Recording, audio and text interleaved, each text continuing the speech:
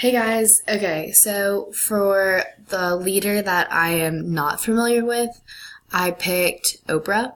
I think that she is a successful leader because she has so many followers. No matter what platform she's on, people are always behind her and following her and doing what she's doing. So I think that definitely shows her success.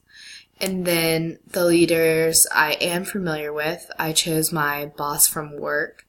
And I do think she's successful, but I do think there's definitely some flaws. So in my work, everybody is very personal because we have to interact with members and each other very often.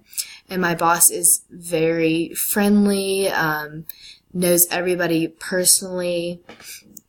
She cares about what's going on in your life, and she definitely is wants to be your friend, which makes the work environment very enjoyable.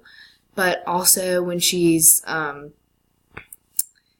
telling rules and giving punishment, it's very hard to take it seriously because everyone thinks, oh, she's my friend, it's okay, I'm not going to get in trouble. So I think that's where she faults, that she doesn't have very much authority over the workers, but people do enjoy work.